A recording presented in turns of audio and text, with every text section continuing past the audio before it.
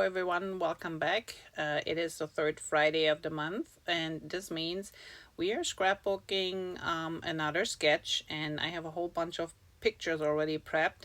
And this time we're gonna go with the Make It From Your Heart Volume 6 book, and it is pattern 13.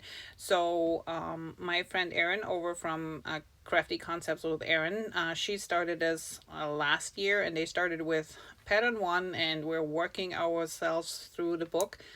And this month we're gonna have pattern 13, which is a very interesting pattern. It's got a big circle on one side, and it has like 3 pictures on the other, and then we also have a couple of circles on the right side, but I will change mine a little bit because I have too many pictures. So let's get to it and see. I already cut my pictures down to the sizes that I think will work with the idea that I have with this layout. So I have a bunch of little ones and some bigger ones, and they all started as 4x6 pictures. As you can see here, I sorted out quite a few. And you know the process by now. I went with my little cheat sheets and cut them down to my best to see that I don't lose too much of the picture. And now it's just more or less what papers will I pick. And I pulled out a whole bunch of different papers from my stash. And as you can see here, they're all flowers, all with lots of green in them. So I thought wood grain is always a great start. And I have multiple wood grains here. So while this one is very interesting, but it's very busy and the pictures kind of get lost on there. So right from the get-go, I'm like, yeah, I don't think this will work this time. And then I have this white wash wood grain, which is really awesome. And I put some of the pictures on here, and I think this will work. So this looks kind of nice. And then I also found this one here, which is not really a wood grain, but it's got a bunch of little lines in there, and I really like how it pops the pictures as well. So I figured it's between the one or the other, so black or white. We will see. And then I was looking through some flower paper in my stash, and believe it or not, I could not find anything with orange and red, you know, the predominant colors in those pictures there. And I'm like, okay, I don't know. What I found was too peachy and just not the right design. And then I stumbled about this one here, which has a really subtle sage green background. And while the flowers are not quite the colors either that I have in my pictures, I think the design will work. And it really looks nice on the dark here. And it also will work on the white. So I figured that might be a nice idea to use. And naturally I would you know, photo mat my put a photo mat under my photos, because otherwise they're gonna get lost. But some of the colors you can find again in the paper, and I think this will work. So it's not ideal, but I think this is the best I could come up with in my stash. And then I found this one here, which is nice too, but then there's too much peach in it, and it just doesn't flow with the overall colors in there. There's too much purple in there. I really like these ferns too. They're a little bit too dark on the dark paper, but they work really well with the white. But then this is kind of like what I have left of this paper, and naturally I preferred it to be cut so the leaves are upright and not laying down, but that doesn't work because there's not enough paper left. So it will work, but it wouldn't be ideal. Now the next thing I'm thinking about, well, maybe I should use this wood grain from the beginning on the dark paper, which will work, but again, they will lose my picture. So I don't think either of these solutions will work this time. So I think I'm gonna make up my mind here.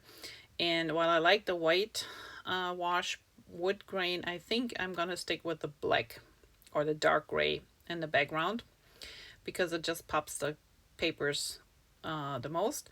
And then I have this really fun piece of design paper that I'm gonna use, and I only need to strip go, you know, partially on one side and all the way on the other, and there's plenty of paper left for me to use this. And then that orange strip that I have in the sketch, I will substitute with one of the purple ones that is in the flowers there. And then overall my idea was, instead of using one big photo in a circle, I will use a bunch of smaller photos and create my own little circle. So I cut like 6 different pictures down to 2 3/4 by 2 3/4 so I can mat them on a 3x3, and I will stash them around as a circle on that side. And then for this side, I stay with the 4x6 and 3x4s, but these little circles, I gonna substitute with 3 small pictures, and they are 1 3/4 by 1 3/4, so I can mat them on 2x2. And I think that will look nice, and I get a whole bunch of pictures on there instead of just one on one side and then the others on the other. So let's get started. Let me cut some of the papers down, and magic of video editing, I already got them cut down. So here we are. So I need 1 strip on one side and a little bit on the other. And then I decided to use the, I think it's Wisteria from Close to My Heart, which is similar to the purple that is in the design paper there. And then I thought a little bit of bling can't hurt, so I added a little bit of Harbor. And Harbor is a very interesting color. It's looks like a dark blue, but it actually, depending on where you put or place the glitter paper, it takes on the color that is surrounded by. And so sometimes it shimmers blue, sometimes it gets a purple hint, sometimes it's green or even gray. So it's really nice and subtle and just gives it a little bit bling. So that's for my card base, or my card base, for my layout base. And then let's start with the right side. So I'm gonna put my 4x6 here, and then I have my 3x4s that I'm gonna place on right below. And this is pretty much as it is shown in the sketch. And then I will use the 3 little, they're gonna end up being 2x2s. I'm gonna put on the side. Not sure how I want to place them yet, if I put them straight down or maybe offset a little bit. So I'm gonna play around with this a little bit. There's plenty of room for a little bit journaling. I don't have really a lot to say. These are just pictures taken in the botanical gardens in Denver on the way home. So I think there's plenty of room for that. Now let's place our pictures on the opposite side. So I got 6 in total, and I thought about just making a circle with those.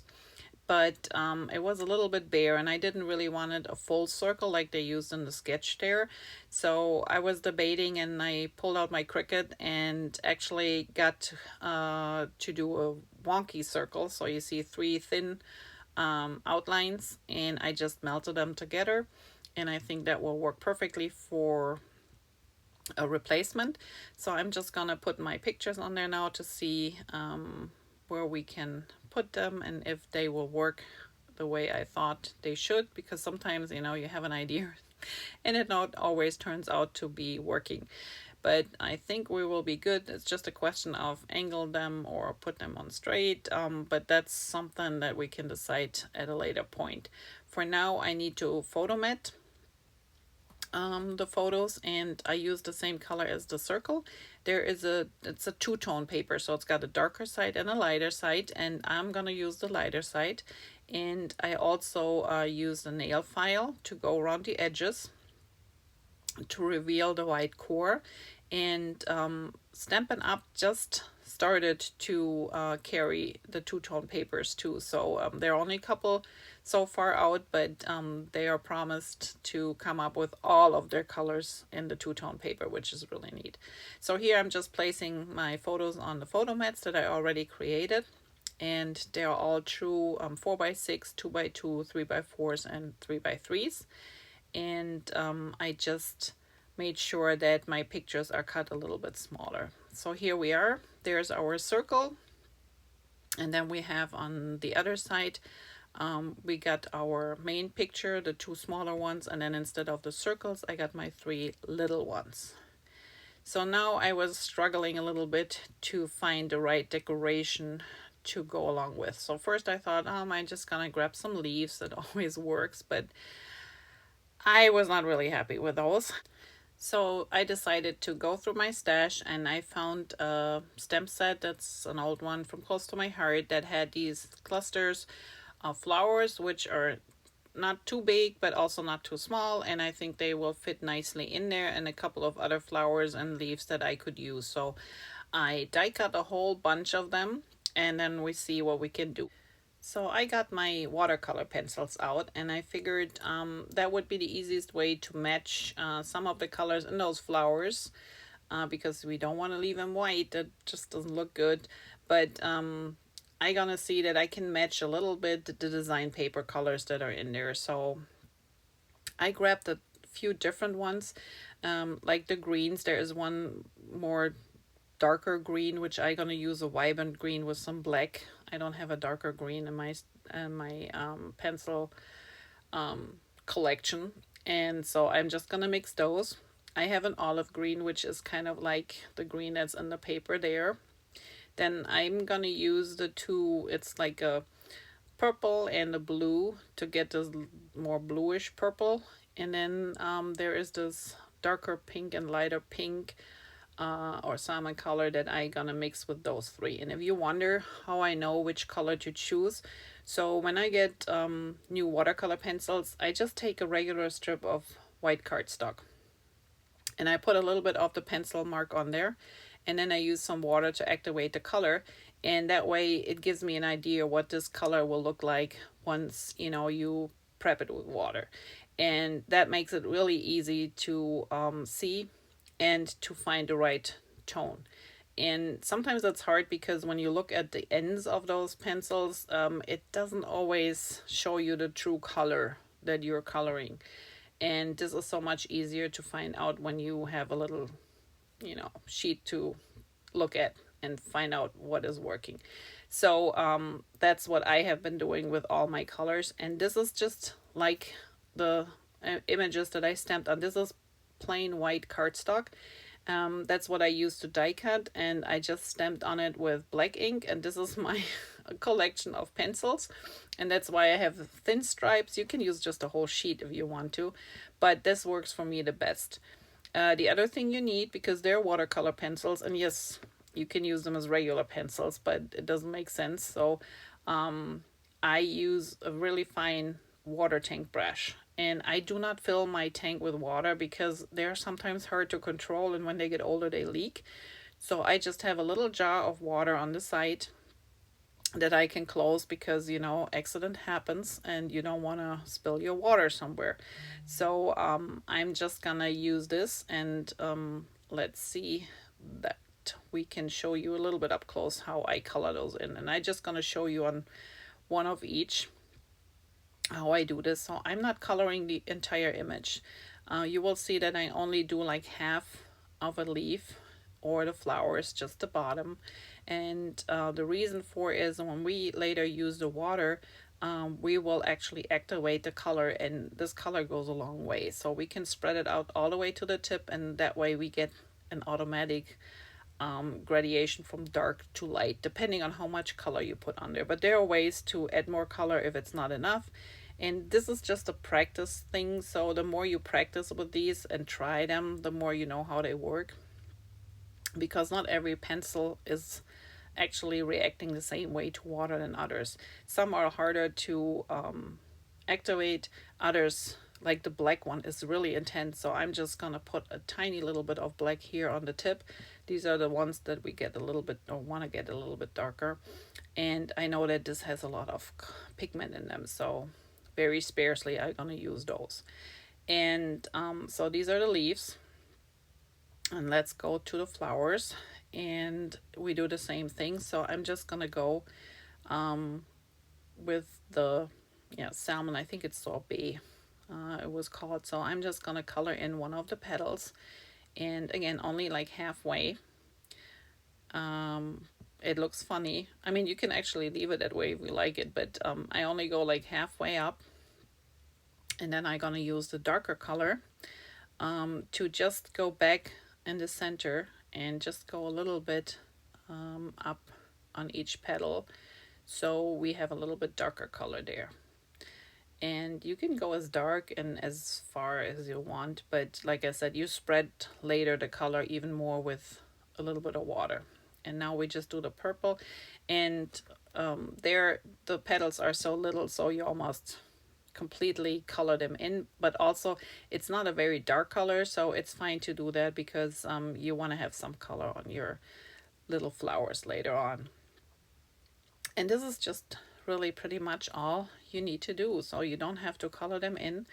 And I'm gonna grab one of the leaves, so same thing, just to show you again here. I'm going like halfway up and put the color down, and this is the olive green, but I'm gonna put a little bit black here to make him a little bit more different from the others. And that's all I do with that one. And then we have one last one, so there's a little flower stem too, and again coloring in the leaves first. I still have that green in my hand and a little bit of black, and then we're gonna do the petals, and these gonna be the same way. So here they are a little bit bigger, so we're gonna go halfway, 3/4 with the purple, and then I just go back in with the blue on the bottom just to give it a little bit more definition. And you can use darker blues if you want to, whatever you have. And it's really fun. Those pencils are awesome to quickly color things in without you know, having to have a whole variety of different markers or something. So here's how it looks like when I pre-color them before we add water to them. So now we need some water, and I take my jar. Yeah, and what did I just say earlier? So I don't spill it. Oops, that was almost on my project. So I just dip my little tip in the jar and of water, and this is clean water. And what I do is, and you might wonder, why are you putting this on the back of your hand? The reason being is that it just gives me the feeling of how much water is really in the tip, because you don't want a lot of water. You want just a tiny little bit, it's almost dry, a tiny little bit of water. And you can grab yourself a piece of kitchen paper or something to soak up the water, but I like to use the back of my hand.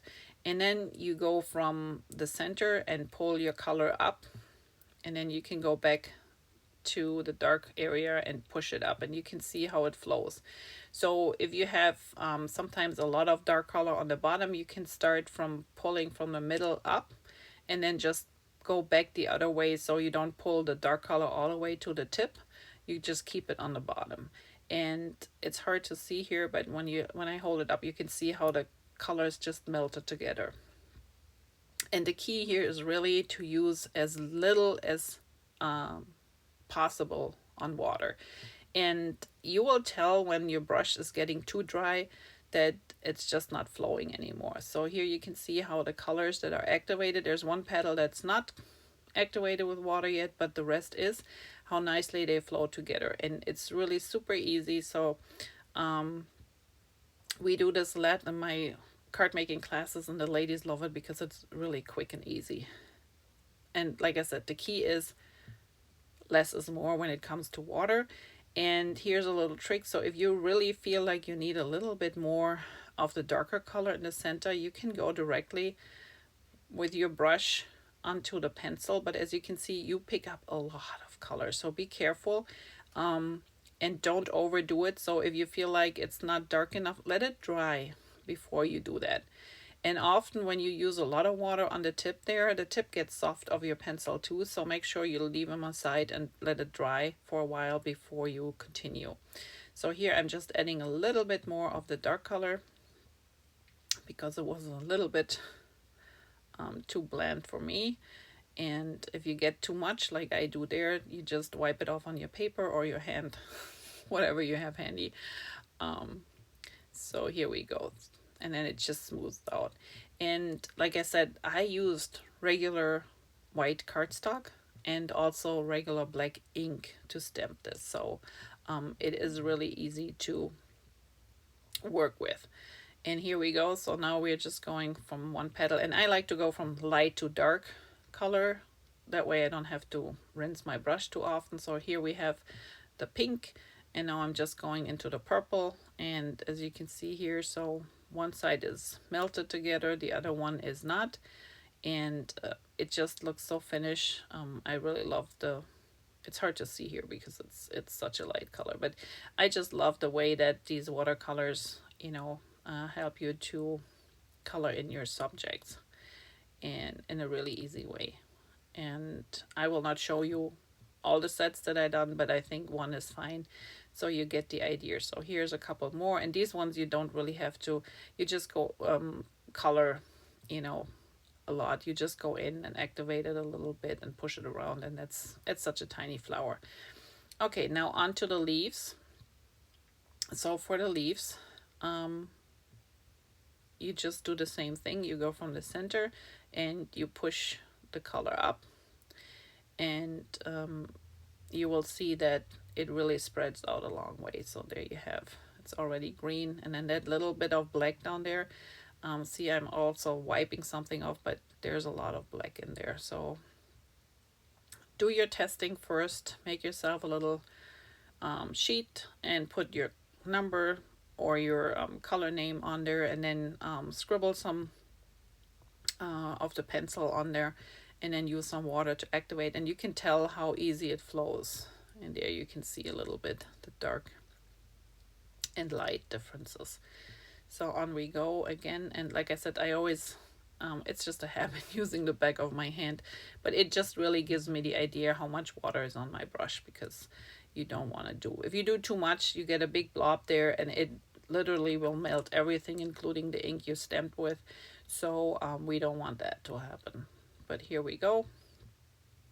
I'm just following the leaf. I'm not going crisscross all over the stamped image. I'm just really following the white spaces there, and if I feel like I have too much, I just wipe it off before I continue on my leaf, on my paper piece there.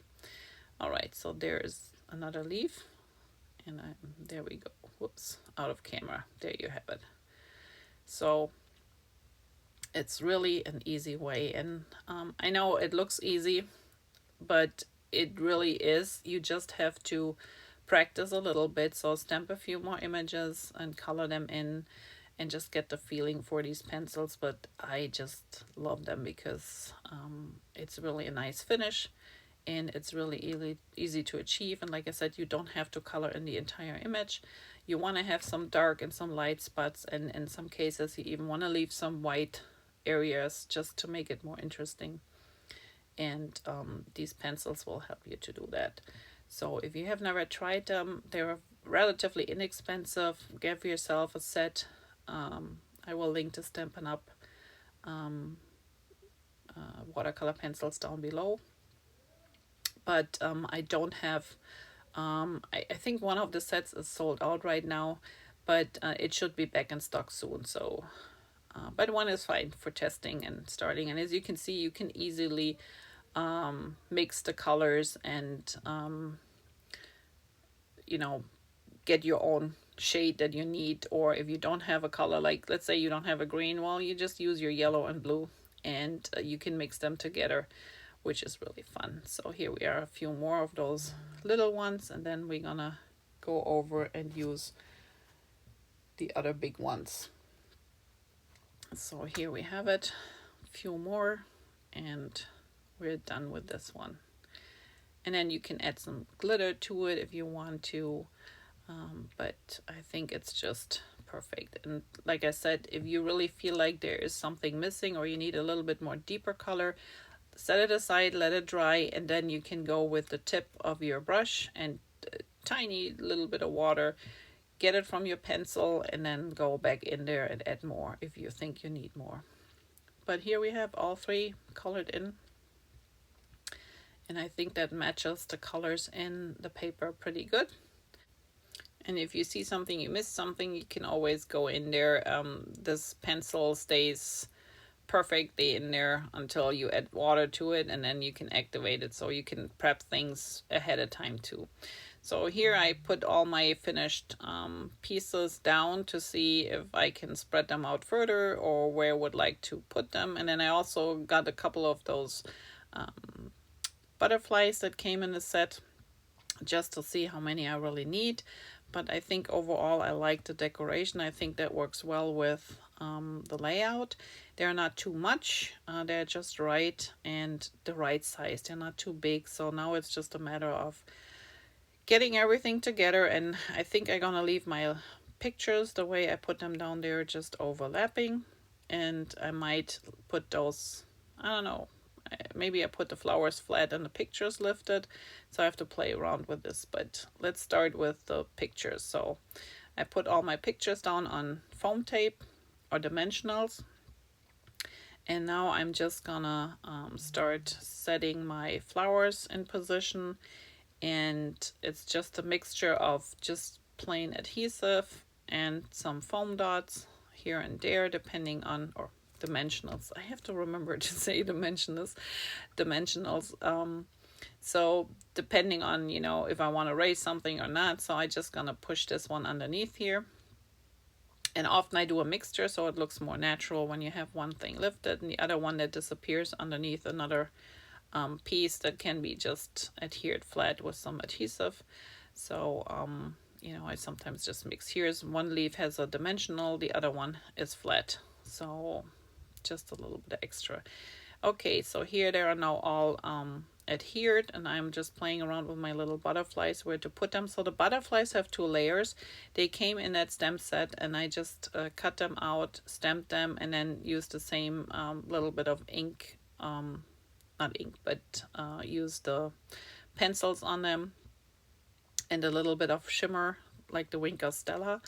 And I also cut a piece of vellum that went underneath each of them, so they look even more 3-dimensional. I think in the still shots at the end you will see this best.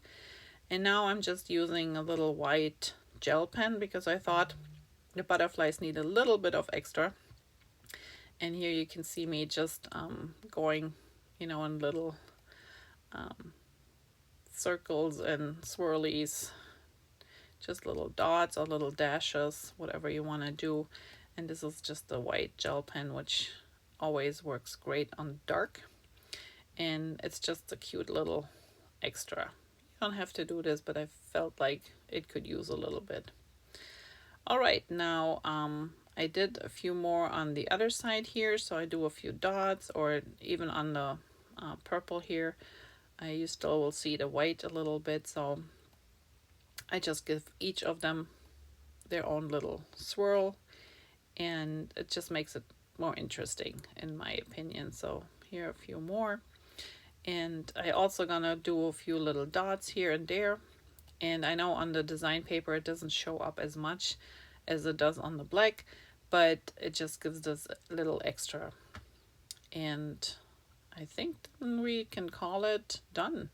So overall I'm pretty happy. I have room for my journaling, and this is what it looks like with the glitter paper and everything adhered. And I think the flowers really work well in this case.